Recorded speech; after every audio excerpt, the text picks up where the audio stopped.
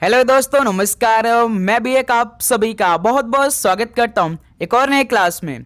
तो आप सब कैसे हैं? उम्मीद करता हूं आप सब अच्छे होंगे और आप सभी की एसएससी एमटीएस हवलदार एग्जाम 2026 की तैयारी बहुत अच्छी तरीके से चल रही होगी। तो साथियों, जैसा कि एमटीएस हवलदार का पेपर 4 फरवरी से शुरू हो रहे हैं और आज से ठीक 14 दिन बाद आपका पेपर शुरू हो जाएगा। तो उम्मीद करूंगा आपने अपना स्लॉट भी बुक कर लिया होगा। यहाँ तक कि आप सभी को अब तो एग्ज़ाम डेट भी मालूम हो चुका होगा, क्योंकि स्लॉट बुक में ये आपको पता चल जाता है कि आपका एग्ज़ाम किस डेट को होने वाला है, किस शिफ्ट में होने वाला है और किस शहर में होने वाला है। तो साथियों, सबसे पहले जिन्होंने अपना स्लॉट बुक नहीं किया है एमटीएस हवलदार एग्जाम के लिए, तो सबसे पहले जाकर वो अपना स्लॉट बुक कर ले, क्योंकि एसएससी के ऑफिशियल साइट पर लिंक ओपन कर दिया गया है। सबसे पहले आपको अपना स्लॉट बुक करना ही करना है। यदि आप अपना स्लॉट बुक नहीं करेंगे तो आपका एडमिट कार्ड नहीं आएगा। याद रखिएगा, 26 से 27 जनवरी से आपका एडमिट कार्ड डाउनलोड होना शुरू हो जाएगा, ध्यान रखिएगा। ओके, तो साथियों, आज की इस क्लास में एसएससी एमटीएस हवलदार एग्जाम 2026 के लिए जीके, इंग्लिश और रीजनिंग का एक ऐसा पेपर को डिस्कस करेंगे जो कि आपके एग्जाम के लिए अति महत्वपूर्ण रहने वाले हैं।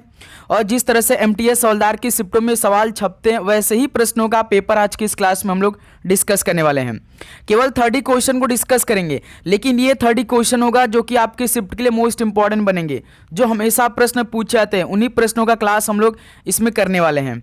और आप सभी का टारगेट 30 क्वेश्चन में से 25 क्वेश्चन रहने वाले हैं। तो पेपर से पहले पेपर प्रश्न दीजिए, समय बहुत कम है, तो यहाँ से आप अधिक से अधिक क्वेश्चनों का प्रैक्टिस करिए, जिससे आपका अच्छा स्कोर बने और आपके अंदर एक अलग लेवल का कॉन्फिडेंट आए। तो साथियों, जैसा कि एसएससी एमटीएस हवलदार का पेपर केवल 90 मिनट का होता है, इन्हीं 90 मिनट में आपको पूरे 90 क्वेश्चन सॉल्व करना होता है। इन 90 क्वेश्चन में से 25 क्वेश्चन जीके रहते हैं, 25 क्वेश्चन इंग्लिश के रहते हैं, 20 क्वेश्चन रीजनिंग के रहते हैं और 20 क्वेश्चन मैथ के रहते हैं। तो इस तरह से आपका पेपर होता है। लेकिन एक क्वेश्चन आप सही करते हैं तो आपको 3 नंबर मिलता है, लेकिन एक क्वेश्चन गलत करते हैं तो आपका 1 नंबर माइनस मार्किंग होता है। ये जो 1 नंबर का माइनस मार्किंग होता है केवल जीके 25 क्वेश्चन में होता है और इंग्लिश के 25 क्वेश्चन में होता है। लेकिन रीजनिंग और मैथ में माइनस मार्किंग नहीं है। पहला सेक्शन में आपको तो केवल क्वालिफाइंग करना है। यदि अभी तक आप ये सोच रहे हैं कि अब हमें किस तरह की तैयारी करनी है कि हम सिलेक्शन ले सके, तो भाई आपको पहला सेक्शन पे बिल्कुल भी फोकस नहीं करना है। यदि आपका पूरा बेसिक क्लियर रीजनिंग और मैथ में, तो आप उसको स्किप करिए। अभी आप केवल फोकस करिए जीके और इंग्लिश पे, क्योंकि एसएससी एमटीएस हवलदार के लिए जो मेन सब्जेक्ट है वो जीके इंग्लिश है। इसी से आपका रिजल्ट बनेगा, इसी से आपका फाइनल मेरिट लिस्ट में नाम आएगा, ये तो आप सभी को मालूम होगा। यदि आपका पूरा बेसिक क्लियर भी है, यदि अच्छी तरीके से जानते हैं रीजनिंग मैथ के सवालों को हल करना है, तो आप आराम से चले जाएंगे। क्योंकि आप जानते हैं कि 40 क्वेश्चन में से यदि आप ओबीसी से बिलोंग करते हैं तो केवल आपको 10 क्वेश्चन सही करने होते हैं। यदि आप एससी एसटी से बिलोंग करते हैं तो केवल आपको 8 क्वेश्चन सही करने होते हैं। यदि आप जनरल कैटेगरी से बिलोंग करते हैं तो केवल आपको 12 क्वेश्चन सही करने होते हैं और इसमें माइनस मार्किंग भी नहीं रहता, बिल्कुल बेसिक क्वेश्चन पूछे जाते हैं। तो साथियों, समय कम है, तो यहाँ से जितना भी समय बाकी रहेगा इन 14 से 15 दिनों में, जितना आपका प्रीवियस ईयर का पेपर कंप्लीट हुआ है, सारे क्वेश्चन को देखें, क्योंकि वहीं से हमारा तैयारी होने वाला, वहीं से सवाल आने वाले पेपर में।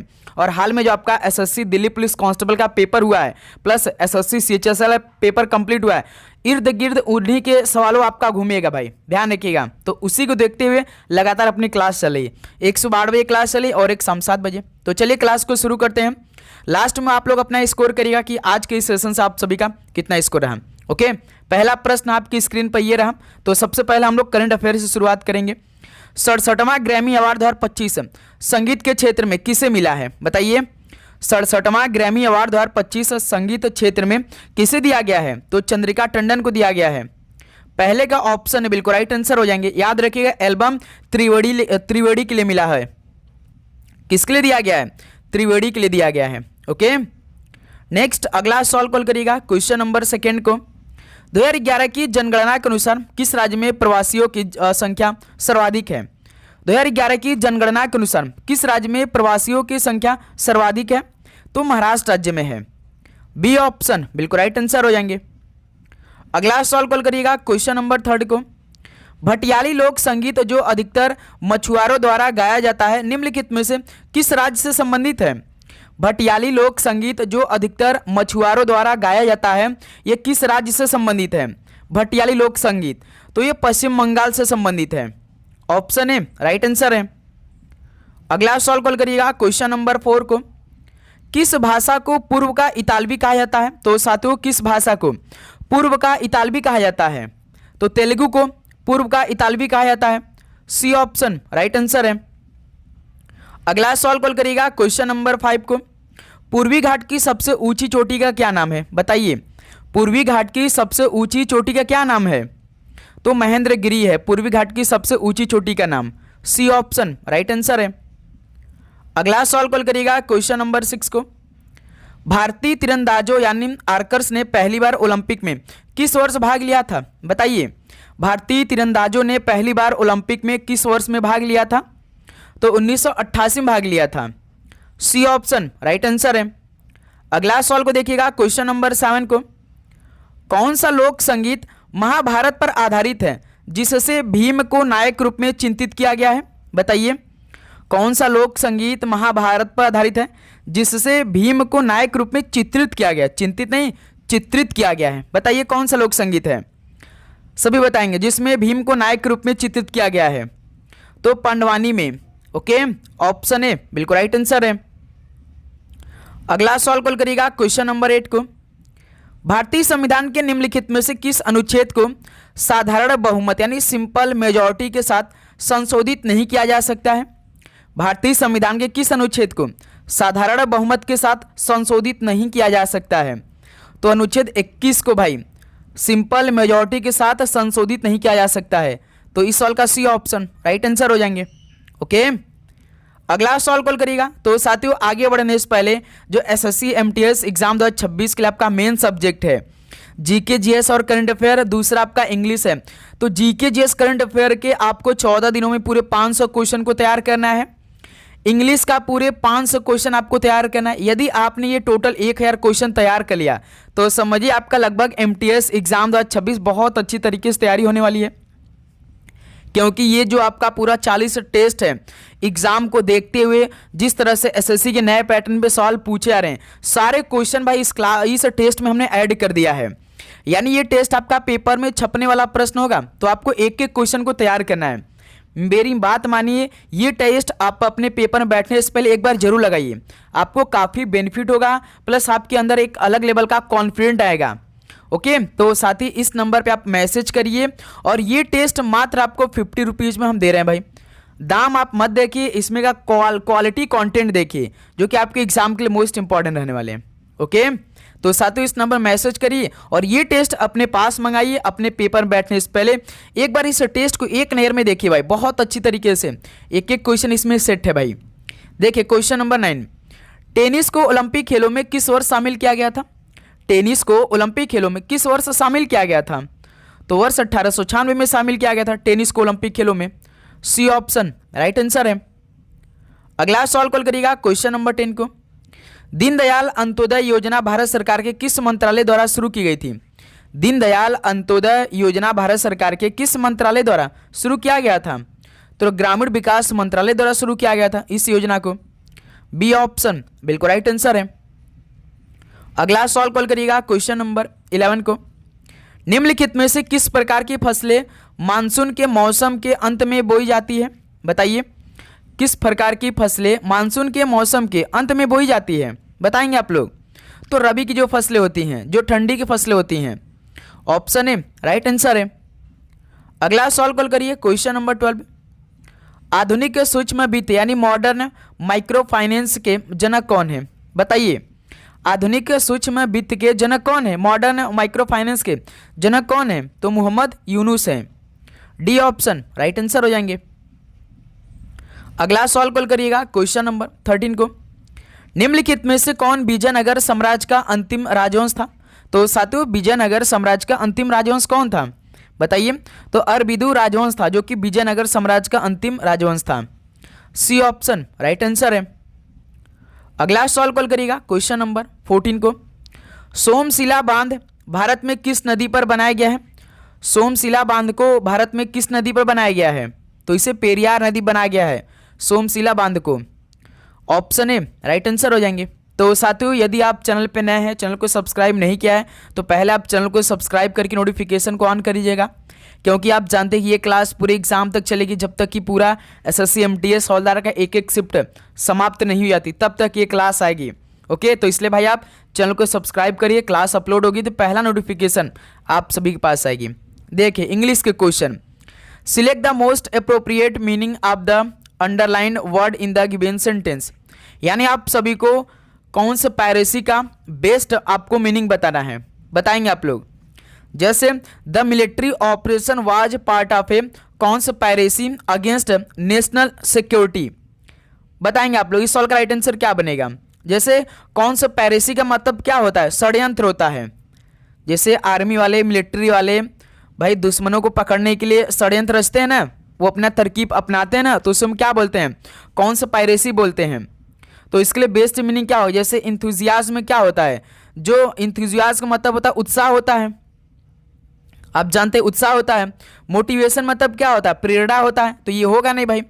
विलफुलनेस का मतलब क्या होता है, विलफुलनेस का मतलब होता है जो अपनी मर्जी से काम करने वाला, जो भाई अपनी मर्जी से काम करता है, किसी की मर्जी से नहीं, जो अपनी मर्जी से काम करता है, उसे हम क्या बोलेंगे, विलफुलनेस बोलेंगे। लेकिन प्लॉट का मतलब क्या होता है, जो गुप्त साजिश के लिए होता है। यानी कॉन्स्पायरेसी का जो बेस्ट मीनिंग होगा वो आपका प्लॉट हो जाएगा, जो गुप्त साजिश रचता है, जो गुप्त साजिश के लिए काम करता है। तो इस तरह से डी ऑप्शन इस सवाल का बिल्कुल राइट आंसर हो जाएंगे। ओके, ध्यान रखिएगा आप लोग। अगला सवाल कॉल करिएगा क्वेश्चन नंबर 16 को। Select the most appropriate synonyms of the underline word. Diligent का सिनोनिम्स बताइए। सिनोनिम्स मतलब पर्यायवाची, तो यही आप सभी से पूछा। डिलीगेंट का मतलब क्या होता है, कठिन काम। क्या होता है डिलीगेंट का मतलब, जो कठिन काम होता है उसे हम क्या कहेंगे भाई, डिलीगेंट बोलेंगे। स्टूपिड का मतलब क्या होता है, मूर्ख होता है। सिनोनिम्स मतलब समार्थी शब्द आपको बताना है। लेथार्जिक का मतलब क्या होता है, जो बिल्कुल सुस्त होता है। लेथार्जिक का मतलब जो सुस्त होता है। इनोसेंट का मतलब क्या होता है भाई, जो निर्दोष होता है, बहुत अच्छा होता है, उसे हम इनोसेंट बॉय बोलते हैं। हार्ड वर्किंग मतलब क्या होता है, यही तो आपका कठिन काम हो जाएगा, यानी डी ऑप्शन। डिलीगेंट का सिनोनिम्स क्या बनेगा, हार्ड वर्किंग बनेगा, डी ऑप्शन। इस तरह से आपका राइट आंसर हो जाएंगे। ओके, चलिए अगला सॉल्व कॉल करिएगा क्वेश्चन नंबर 17 को। Select the most appropriate antonym of the given word. Ally का एंटोनिम शब्द बताइए। विलोम शब्द बताना है, सभी बताएंगे। इस सवाल का राइट आंसर क्या बनेगा भाई, बहुत अच्छे लेवल के सवाल हैं ये। जैसे एली का मतलब क्या हो जाएगा, यहाँ पे मित्र हो जाएगा, तो इसका उल्टा क्या होगा, एनिमी हो सकता है भाई, दुश्मन हो सकता है। यानी इस सवाल का पहला ही ऑप्शन राइट आंसर हो जाएगा। ठीक है। इनफैमी का मतलब जानते हैं क्या होता है, कुख्याति जो होता है, क्या होता है, जो कुख्याति होता है, उसे हम क्या बोलते हैं, इनफैमी बोलते हैं। ड्रीमी का मतलब जो ख्वाब देखता है, ड्रीम हमारा जो होता है, हम जो ख्वाब देखते हैं उसको हम ड्रीमी बोलते हैं भाई। ये तो आप सभी को मालूम होना चाहिए। तो इस सवाल का ऑप्शन ए क्या बनेगा, बिल्कुल परफेक्ट आंसर हो जाएंगे। ठीक है। उसके बाद दोस्त मेरे ग्लूमी का मतलब जानते क्या होता है, उदास होता है। ये तो बेसिक है, आपको मालूम होना चाहिए। ग्लूमी का मतलब उदास होता है। ओके, अगला सॉल्व कॉल करिएगा क्वेश्चन नंबर 18 को। देखिए, select the options that can be used as a one word substitute for the given group of word. The irrational fear of snake, इसके लिए एक शब्द बताइए। अनेक शब्दों के लिए एक शब्द बताएंगे। The irrational fear of snack यानी सांप का अतार्किक डर, जो सांप को देखते हमें डर लगता है, उससे क्या बोलते हैं भाई। अच्छा, ये सवाल है आपके लिए, तो उसे बोलेंगे ओफिडियोफोबिया। क्या बोलेंगे, ओफिडियोफोबिया बोलेंगे, जिसे सांप को देखकर तुरंत डर लगे। ठीक है। तो इस सवाल का बी ऑप्शन राइट आंसर हो जाएंगे। तो यहाँ से जैग्नोफोबिया जो लिखा है, इसके मतलब जो विदेशी से भय लगता है। जैसे कोई ऐसा विदेशी बंदा होता है तो उसको देखकर कभी कोई डर लग जाता है। और यदि आपके अंदर जैग्नोफोबिया है तो आपको हमेशा डर लगेगा विदेशियों को देखकर। एक अंदर ये अपने ऊपर रहता है, अंदर रहता है ये जैग्नोफोबिया। ठीक है, ध्यान रखिएगा। प्लस नेक्रोफोबिया का मतलब जानते क्या होता है, जो मृतकों का भय होता है, जो मृतक बॉडी को देखकर हमें डर लगता है, उससे हम क्या बोलते हैं, इंग्लिश में नेक्रोफोबिया बोलते हैं। नोमोफोबिया को हम क्या बोलेंगे, फोन न होने का भय। भाई कोई किसी को देखते हैं फोन न होता तो उसके लिए भय होता है, फोन न होने का भय, उसको क्या बोलेंगे, नोमोफोबिया। ध्यान रखिएगा, जैग्नोफोबिया विदेशी से जो भय लगता है, ओफिडोफोबिया जो सांपों से डर लगता है, नेक्रोफोबिया जो मृतकों से भय लगता है, नोमोफोबिया मतलब फोन न होने का भय। ठीक है। तो इस सवाल का बी ऑप्शन राइट आंसर हो रहे हैं। अगला सवाल कॉल करिएगा क्वेश्चन नंबर 19, हल करिए। Select the most appropriate meaning of the underline word in the given sentence. I agreed with your assessment, यानी मैं सहमत हूँ तुम्हारे असेसमेंट के साथ। बताइए इस सवाल का राइट आंसर क्या बनेगा। एग्रीड मतलब क्या होता है भाई, एग्रीड मतलब सहमत होता है, यानी मैं आपके आकलन से सहमत हूँ भाई, यानी क्या हो जाएगा, यानी I supported with your assessment, यानी एग्रीड क्या जगह क्या होगा, सपोर्टेड हो जाएगा। ठीक है, ऑप्शन बिल्कुल राइट आंसर हो जाएंगे। रिजेक्ट का मतलब क्या होता है भाई, अस्वीकार, यहाँ पे अस्वीकार तो कोई चीज़ हो नहीं रही है। ठीक है, और डाउट मतलब कोई संदेह किसी चीज़ के लेकर हो नहीं रही है, संदेह। डिसएग्रीड यहाँ पे असहमति तो नहीं जताई जा रही है, सहमति ही जताई जा रही है भाई। ठीक है, तो इस सवाल का पहला ऑप्शन आपका परफेक्ट आंसर है। अगला सवाल कॉल करिएगा, क्वेश्चन नंबर 20 का राइट आंसर क्या बनेगा। देखिए, identify the preposition that needs to be omitted to correct the sentence. ये अच्छा सवाल है। They live near to the park, बताइए क्या होना चाहिए, they live near the park होना चाहिए, टू पार्क होना चाहिए था। आपको प्रीपोजिशन का बिल्कुल बेस्ट करेक्ट ऑफ सेंटेंस में बताना क्या फिट होगा यहाँ पे भाई। यदि प्रीपोजिशन का हम यूज करें तो टू कहाँ से आएगा, टू की जगह द होगा भाई। क्या होना चाहिए, नियर द पार्क होता है। यदि हमें किसी चीज़ को, यानी नियर द पार्क, यानी they live near the park, वे कहाँ पर रहते हैं, पार्क के जस्ट पास में ही रहते हैं, वे रहते हैं, यानी टू यहाँ पे नहीं होगा भाई। ठीक है, ध्यान रखिएगा, तो ये टू आपका इसमें नहीं होगा, तो ऑप्शन है बिल्कुल परफेक्ट आंसर हो जाएंगे। ठीक है, they live near the park, ये आपका परफेक्ट सेंटेंस बनेगा। They live near to the park नहीं होगा, केवल they live near the park होगा। ठीक है, अगला सॉल्व कॉल करिएगा, क्वेश्चन नंबर 21 का राइट आंसर क्या बनेगा। Select the incorrectly spelled word, तो बताइए इनमें से कौन सा इनकरेक्टली स्पेल्ड वर्ड है। अच्छा सवाल है भाई आपके लिए। सैक्रिलेज का मतलब जानते हैं, जो अब अपवित्रीकरण होता है, जो अपवित्रीकरण जिसे हम बोलते हैं, जो अपवित्रीकरण होते हैं उसे हम बोलेंगे सैक्रिलेज। ठीक, सैक्रिलेज बोल देंगे। कमेटी मतलब जो हमारी समिति होती है, स्पेलिंग ठीक है। असेसमेंट, असेसमेंट का स्पेलिंग क्या होता है भाई, ए डबल एस होता है, उसके बाद सिंगल ई होता है, फिर डबल एस होता है। असेसमेंट जो मूल्यांकन होता है, ये आपका स्पेलिंग होता है। लेकिन इसमें देखिए ए डबल एस दिया है, लेकिन ई के बाद केवल सिंगल एस दिया है, लेकिन डबल एस होता है। ठीक है, ये होता है। एक्सागरेशन का मतलब क्या, जो अतिशयोक्ति होते हैं। क्या एक्सागरेशन का मतलब क्या होता है, अतिशयोक्ति कहेंगे। ठीक है, ध्यान रखिएगा आप लोग। तो इस सवाल का भाई सी ऑप्शन इनकरेक्ट है।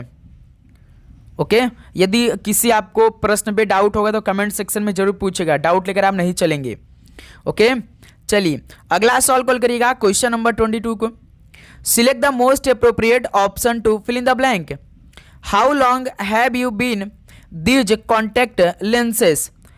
आप कब से इन कॉन्टैक्ट लेंस का उपयोग कर रहे हैं, तो इसमें क्या फील होगा, यानी how long have you been, यानी आप कब से इन कॉन्टैक्ट लेंस पहन रहे हैं, यानी वियरिंग होगा भाई। अच्छा सवाल है ये। जैसे कि स्विमिंग, स्विमिंग मतलब यहाँ पे जब किसी चीज़ को पहनने की बात हो रहा है तो यहाँ पे तैरने की तो कोई बात ही नहीं होगा। स्विमिंग, स्विमिंग से कोई मतलब नहीं। प्रीवेलिंग का मतलब क्या होता है भाई, प्रीवेलिंग का मतलब होता है जो प्रचलित होते हैं। प्रीवेलिंग मतलब जो प्रचलित हम बोलते हैं। ठीक है, और सिंग मतलब क्या होता है, देखना। तो यहाँ पे बात हो रही है कि आप कब से इन कॉन्टैक्ट लेंस को पहन रहे हैं, उपयोग कर रहे हैं, यानी how long have you been wearing this contact lenses. ठीक है, तो इस सवाल का बी ऑप्शन बिल्कुल राइट आंसर हो जाएंगे। ओके, चलिए अगला सवाल कॉल करिएगा, क्वेश्चन नंबर 23। इस सवाल कॉल करिएगा। अब यहाँ से देखिए कुछ रीजनिंग के सवाल को हल करेंगे भाई। यहाँ से नीचे संख्याओं के दो समुच्चय दिए गए हैं। संख्याओं के प्रत्येक समुच्चय में पहली संख्या पर एक निश्चित गणितीय सक्रिया के परिणाम स्वरूप दूसरी संख्या प्राप्त होती है। निम्न में से कौन सा विकल्प प्रश्न में दी गई समान सक्रिया का अनुसरण करता है। यानी देखिए 21 का रिलेशन 10 से बनाया है, 87 का रिलेशन 43 से बनाया है। इन दोनों लॉजिक को आपको समझना है, किस लॉजिक पे ये सॉल्व हुआ है, उसका सेम लॉजिक पे आपको ऑप्शन में भी देखना है।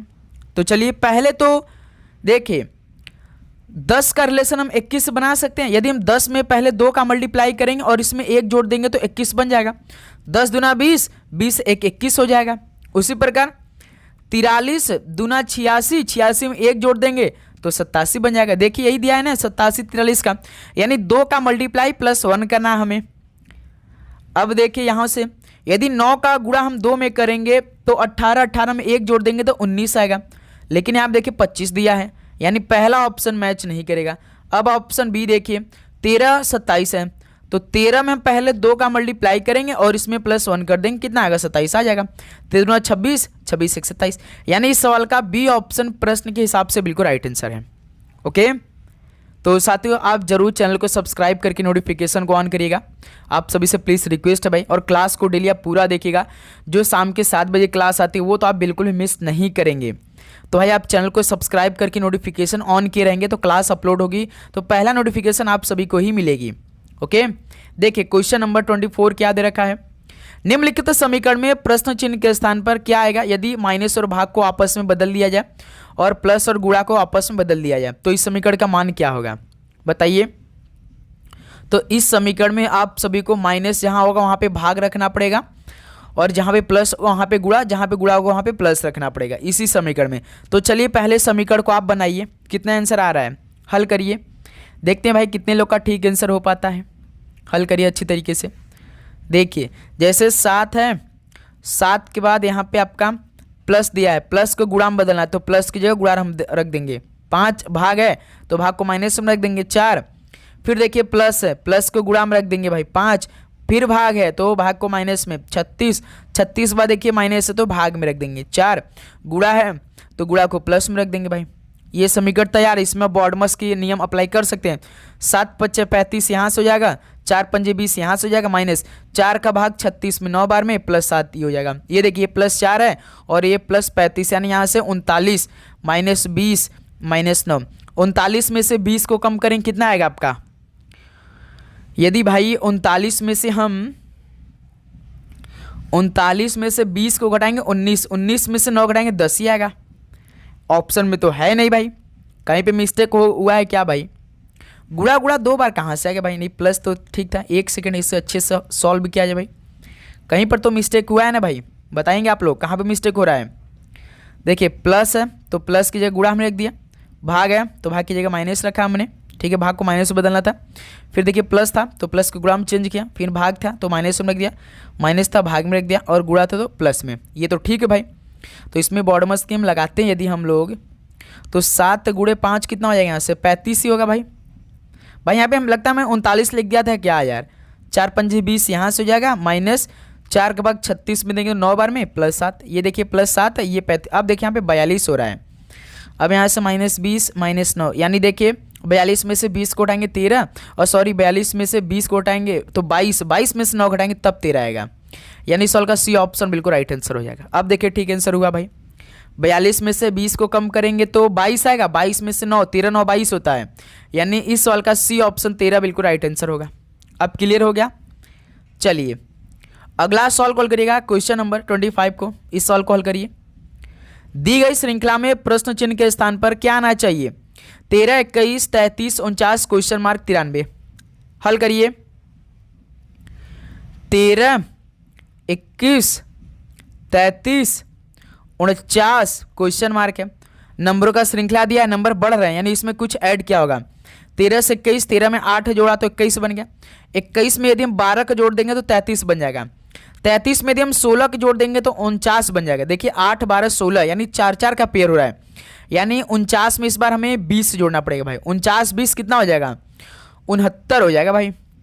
यदि उसी प्रकार हम 69 में 24 जोड़ दे तो 93 हो जाएगा, 93। देखिए प्रश्न में दिया, यानी ये हमारा लॉजिक ठीक, यानी क्वेश्चन मार्क की जगह 69 आएगा, 69 आएगा, जो कि सॉल्व का सी ऑप्शन। देखिए 8 से 12 4, 12 से 16 +4, 16 से 20 +4, 20 से 24, लॉजिक ठीक है इसका मतलब, तो हमारा सी ऑप्शन बिल्कुल राइट आंसर हो जाएंगे। ओके सभी क्लियर। चलिए भाई अगला सवाल को देखिएगा, तो क्वेश्चन नंबर 26 का राइट आंसर बताइए। एक निश्चित कूट भाषा में फाइंड दिस क्लू को AKDH FK के रूप में लिखा जाता है और क्लू फॉर यू को SG FK BO के रूप में लिखा जाता है। दी गई भाषा में क्लू को कैसे लिखा जाएगा, तो साथियों इसमें हमसे पूछा क्लू का कोड, तो बताइए क्या आएगा। जब सिंगल पूछता तो हमने आपको क्या बताया, कॉमन चेक करने के लिए। देखिए इसमें भी क्लू है, पहले वाले में क्लू है और दूसरे वाले में भी क्लू है, इसका मतलब कि दोनों में क्लू कॉमन है, तो इनके दोनों कोड में भी कोई ना कोई हमें कॉमन मिल जाएगा भाई। देखिए कौन सा कॉमन आपको दिखाई दे रहा है, देखिए पहले वाले में एफ के है तो दूसरे वाले में भी एफ के है। जिस प्रकार से क्लू दोनों में कॉमन मिला था तो उसी प्रकार इनके दोनों कोड में भी एफ के कॉमन मिला है, यानी क्लू का कोड एफ के हो जाएगा, जो कि डी ऑप्शन बिल्कुल राइट आंसर हो जाएंगे।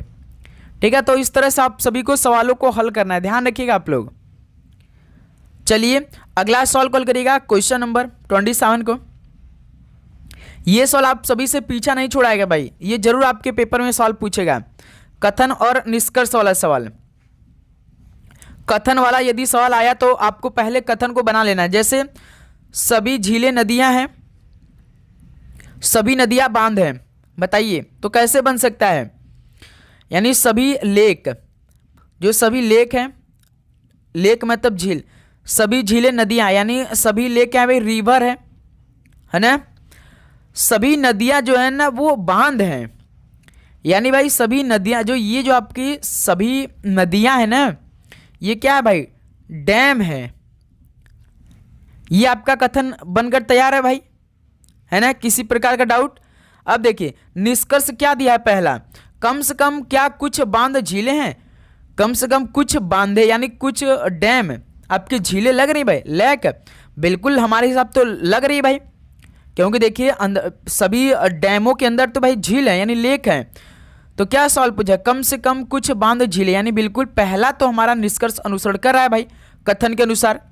दूसरा पढ़ा जाए, सभी नदियां क्या झीलें हैं, सभी नदियां क्या, सभी ये जो रिवर हैं, क्या सभी जो ये रिवर यानी झीलें हैं, लेकिन नहीं है भाई, ध्यान रखिएगा, क्योंकि सभी झीलें नदियां हैं, न कि सभी नदियां झीलें हैं। यानी दूसरा जो हमारा इसमें निष्कर्ष हुआ ना वो अनुसरण नहीं कर रहा है भाई कथन के अनुसार, तो केवल पहला आपका निष्कर्ष अनुसरण कर रहा है, ध्यान रखिएगा। यानी सवाल का पहला आपका राइट आंसर बनेगा। बहुत आसान सवाल होते हैं भाई, बस आपको देखने की नजरिया है। ठीक है, चलिए अगला सवाल कॉल करिएगा क्वेश्चन नंबर 28 को। एक और सवाल देखिए सेम है भाई, एक निश्चित कूट भाषा में BUYS को 5173 के रूप में कूटबद्ध किया जाता है और YOLK को 6458 के रूप में कूटबद्ध किया जाता है। उसी कूट भाषा में y के लिए कूट क्या होगा, सॉल्व करिए। तो दोस्त मेरे इस बार केवल सिंगल y का कोड पूछा, तो उसी प्रकार फिर से कॉमन हम चेक कर लेते हैं। y में देखिए y है और YOLK में भी y है, यानी कि y जिस प्रकार से कॉमन मिला उसी प्रकार इनके दोनों कोड में भी कोई न कोई नंबर कॉमन हमें दिखाई दे रहा होगा। देखिए कौन सा नंबर आपको कॉमन दिखाई दे रहा है, तो 5 देखिए कॉमन दिखाई दे रहा है, पहले वाले में भी 5 है और दूसरे वाले में भी 5 है, यानी y का कोड क्या हो जाएगा, 5 हो जाएगा, जो कि सॉल्व का डी ऑप्शन हमारा बिल्कुल राइट आंसर हो जाएंगे। ओके दोस्त मेरे, यहां तक किसी प्रकार का आपको डाउट।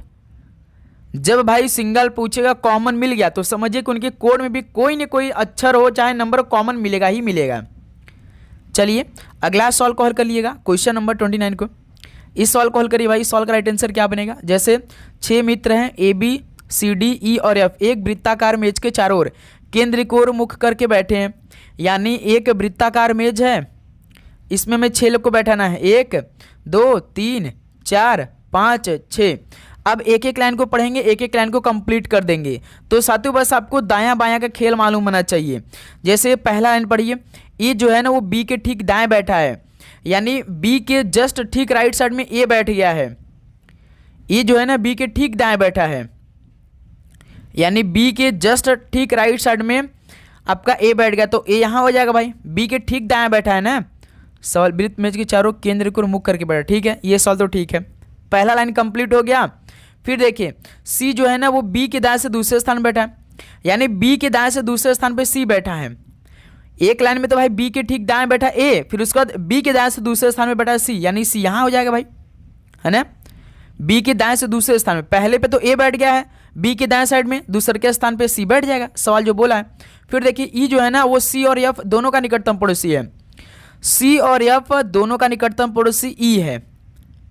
सी ऑलरेडी यहाँ बैठा है तो ई को हम यहाँ बैठा देते हैं, एफ को यहाँ बैठा देंगे, बीच में ई आएगा तभी तो भाई एफ और सी दोनों का निकटतम पड़ोसी ई बनेगा। ठीक, अब देखिए एक पंक्ति खाली हो रहा है, यहाँ पे कौन नहीं बैठा है, डी नहीं बैठा है, तो डी को यहाँ बैठा दीजिए। सवाल देखिएगा आप पूछा एफ के ठीक दाएं कौन बैठा है, एफ के जस्ट राइट साइड में कौन बैठा है, बताएंगे आप सभी, बताइए आप सभी बताएंगे भाई। एफ के जस्ट राइट साइड में डी बैठा है मेरे दोस्त, कौन बैठा है, एफ यहाँ पे बैठा है, इसके जस्ट राइट साइड में डी बैठा है। ठीक है, डी यानी इस सवाल का डी ऑप्शन ही बिल्कुल राइट आंसर हो जाएंगे। यहां तक आप सभी को किसी प्रकार का डाउट यदि है तो भाई जरूर बताइएगा, डाउट लेकर आप बिल्कुल भी नहीं चलेंगे। ठीक है, चलिए अगला सवाल कॉल करिएगा, क्वेश्चन नंबर 30 और इस क्लास का लास्ट क्वेश्चन जो कि रीजनिंग का ये प्रश्न है, अंग्रेजी वर्णानुक्रम के आधार पर दी गई श्रृंखला में प्रश्न चिन्ह के स्थान पर क्या आना चाहिए? JLF KOI LRL MUO question mark. जब साथी अक्षरों का श्रृंखला दे तो आप सभी को पहले अक्षर का कोड बनाना, जैसे जे का के से एल से एम। देखिए भाई, जैसे JKLM,